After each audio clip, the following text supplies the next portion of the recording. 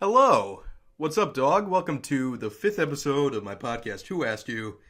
So, what we're going to be doing in this episode is catching up on some current events that I've forgotten to mention over the course of the last 2 weeks that I've been interested in. I'm not sure if the mic is still staticky or not. I really hope it's not. It goes on and off, so I just don't know what to do with that anymore. I don't want to get a new Yeti because they're kind of expensive. And I recorded the last episode of this 3 days ago. And yeah, I have worked the last 2 days, Monday and Tuesday. And I thought I might have to work tonight, but I didn't. So I decided I'd take the opportunity to record this podcast. Figured that'd be a productive use of my time, other than sitting around playing video games. That's very productive as well, and mostly what I've been doing. But yeah, I figured I had a lot of topics to catch up on, and this podcast was just going to be about that. All the shit that I've forgotten to mention recently that's been happening that I'm late on pretty much. It's just like a late news edition of Who Asked You. So, hey Megan, thanks for watching. Bernie Sanders endorsed Hillary Clinton, I don't know when this was. Like I said, all of this I am very late on. I am not up to date with any of this news, but it is what it is. I figured I should still talk about it on this podcast, because why not? And if you know me, I guess if you've seen some episodes of this podcast previously, I mentioned I'm a Bernie Sanders supporter, and I guess this means he's out of the race, so that kind of sucks. I know a lot of his supporters were kind of mad at him about that. I'm not particularly, even though I don't like Hillary much, and I figure that this is not that bad because she actually caved to him on some of the policies he wanted, and he was kind of just patting her on the back for that, I guess, with the endorsement. And he never said he was a big fan of her or anything. He just said he wants to defeat Trump, and he figures the best way of doing that is endorsing her, so I can't be too angry with him. I just don't like her very much, but whatever, I guess. Hey, Malaysian Tiger, thanks for watching. I'm just talking about politics right now, recording an episode of my podcast. So yeah, unlike some of his supporters, I'm not super angry with him for endorsing her, because Trump is definitely worse than her, as much as I don't like either of them. And if him endorsing her can I don't know, lol. If him endorsing her helps at all defeating Trump, I guess what's the harm? Because he got some of the stuff he wanted from her anyway. She agreed with him on free college and minimum wage. So I'd vote for Kim Kardashian, to be honest. Well, I mean, she has a large buttocks, so she does have that going for her. I mean, I'm not sure what else. So yeah, I just wanted to get into that real quick. One of the things I've missed recently. Yeah, no, we really do need some new fucking candidates because everybody kind of sucks. I'd vote for most anyone at this point. Besides the two candidates we have, Trump is also officially the nominee now. More recent news from the convention. I don't know. I had that on my TV earlier today, and I'm just like, I hate all these people. Everyone who was talking there. So I'll get into some basketball now, something other than politics, because I don't know who wants to talk about politics right now. It kind of ruins everyone's day. They might gonna have to change the president's chair to fit her butt. That's a good point. They're gonna have to get a brand new chair, like this chair. This is comfortable. I mean, her ass might be leaking off the sides, but so basketball. Durant, a few weeks ago, announced that he was going to Golden State. He signed a contract with them. So, obviously, as everyone has already observed, this is not a good thing for the NBA because they pretty much monopolized the league at this point, and they're just kind of a lock for the championship in 2017, which it sucks for every other team. And people kind of compared this to when LeBron left Cleveland for Miami. I'm saying that it's not like that because the team the LeBron left in Cleveland, that wasn't a good or championship team. So, hey, one question. Yeah, come at me. Are you nervous right now for this podcast? Not exactly, because nobody really watches this. Why? I guess I might ask. So yeah, I wouldn't really compare it to when LeBron left Cleveland. Because that team didn't have the best players at that point, but Durant left Oklahoma. You sound nervous? Oh, that's just how I sound, I guess. Durant left Oklahoma, which had Westbrook, who was also like an all-star player, and had other good people as well. And he went to a team that's already a championship team. Like Miami wasn't a championship team before LeBron got there, but Durant's just adding to a team that's already championship caliber. They won 2015 and got to the finals in 2016. Already have an MVP, Curry, on their team, so it's just kind of like, it seems like an unbeatable team for everybody else in the league, and it's kind of makes everything unfair. I think they could still be beat, though, because Cleveland did beat them this year. They might have gotten lucky to some extent, but Curry was kind of hurt in the finals this year.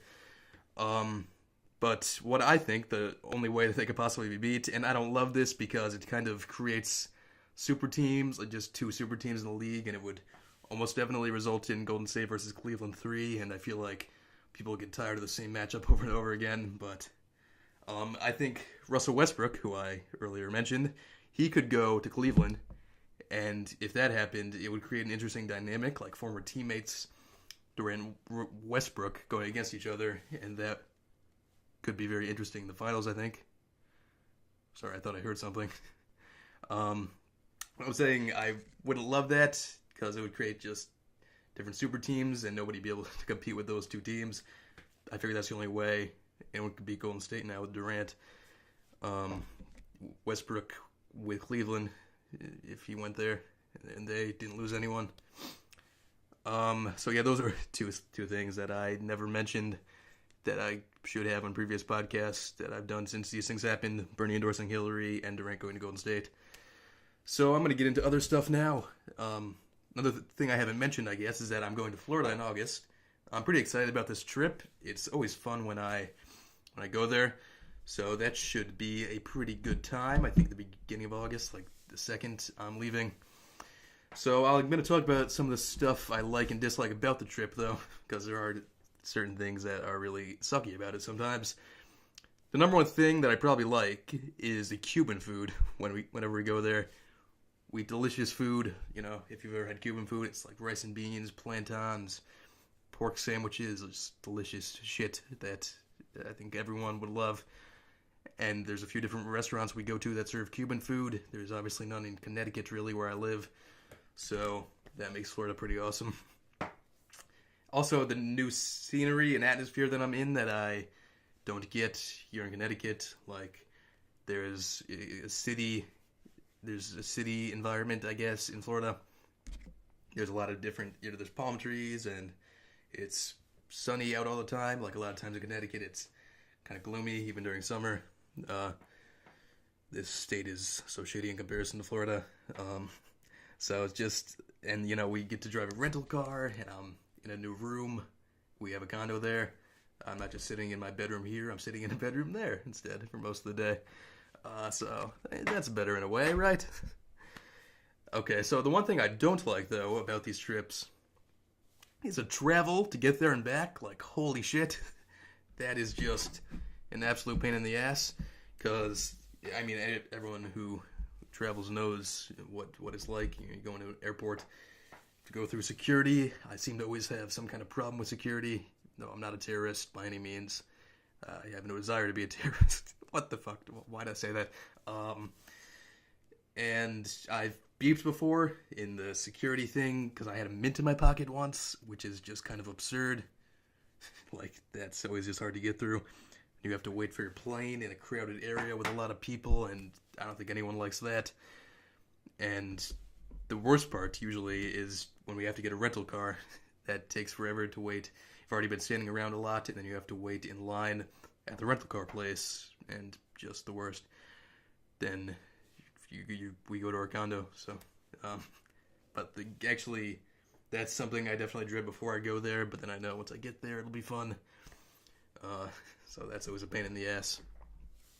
Okay, so I didn't have many notes for this. I guess we're less than 10 minutes in still. I only have one more thing to talk about, a story, I guess. So I might have done this episode too soon a little bit because I actually don't have that many topics. Guess I could improvise after I get into this next thing just to make it a little longer. Although I did say that I'm not... Whoops, sorry, I hit the mic. I did say I'm not going to make this podcast a certain time limit or a certain amount of days between podcasts. So I'd rather just do it on my own accord, kind of. And if it's only like 12 minutes, then so be it. I mean, who cares, I guess. So I want to talk about this dickhead bartender that is at my job. I worked one night with my friend. It was actually the same night as a sippy cup incident from last podcast. And, oh my god, this guy was absolutely a dick to both me and my friend on multiple occasions. I don't know why I sound like such a snob. Occasions. I don't think that's how snobs say it anyway. But, so first what happened with this bartender, he's this older guy. Usually the woman that bartends is this friend of my mom's. But he made my friend was just putting some glasses away. We were just passing time because tables get up slower in the dinner shift. So he was just doing that, kind of busy work. And the guy comes up, he's like, no, that's not how we're going to do it. And he takes the tray of glasses, he puts them over at the sink. So I guess we're just standing right there, but really we're just like chilling. It's not really that big of a deal. Then he's like, oh, and he thinks there are too many glasses in the area, not enough at his bar, and he gets kind of mad at us for that. Like, you could have just came and grabbed some, which he did. He didn't really have to bitch at us. We figured you'd have enough there. If not, you could always just get some. So, like, I don't know why that's a big deal. So then my friend said he'd actually had an experience with that guy before. He didn't tell me what happened, but he said it was bad. And I hadn't really had much of an experience with him before this.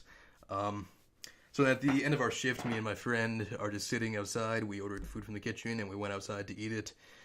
And someone asked us like where we were from that was sitting near us. And my friend was like, or she asked, where do you live? My friend was like, oh, we don't live here. It was random. We have a little motel in the restaurant on top of it. So it's kind of funny.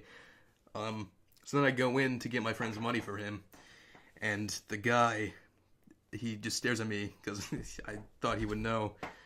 I just go hi, and he's just like, yeah? And he's just talking to someone. He's not even doing his job at the moment. And then I was like, I need the money for my friend. And then he's like, oh, well, we're going to need to keep track of that, mister. I'm like, okay. 'Cause I'm the son of the owners, but he wants me to fill out a form that the kid got paid. I don't really get what the point of that was. He's like, okay, I'm going to give you this receipt. And in your neatest handwriting, I want you to write your name. And he stands there and watches me write my name. I wrote it in not my neatest handwriting just to stick it to him a little bit. And then he's like, yeah, there you go. And then I didn't know if I was supposed to keep the receipt and give it to... I didn't really understand what the point of that was in the first place. I didn't understand what I had to do with it. I'm like, oh, do you want this back? He's like, no, but you're supposed to be giving me something back right about now. And then I'm like, oh, you want the pen? He's like, yeah, that's right. And I give him the pen back. And I kind of just walk away. Don't say bye to him or anything. So, yeah, that guy's just a little dickish. It's a short story I want to get into. If I have any more experiences with him, I'll get into it next podcast. But this is by far the shortest one yet. Passing a little more time by drinking my orange soda. But I'm just going to go back and play more Xbox, I guess. I've had an uneventful day. There's been people at our house all day. Still there. My parents are getting a lot of repairs done right now. They're doing a new walkway here. No one's in the chat room at you now, so I'll just end it here. But thanks for watching this short edition of Who Asked You? The 5th episode. Finally getting into it with this one. Getting a little deep, I guess. 5 episodes in. Not too bad. I did 18 of my last one, but something, right? So yeah, thank you for checking this out. Hopefully the mic wasn't staticky, and I will see you next time whenever I do this again.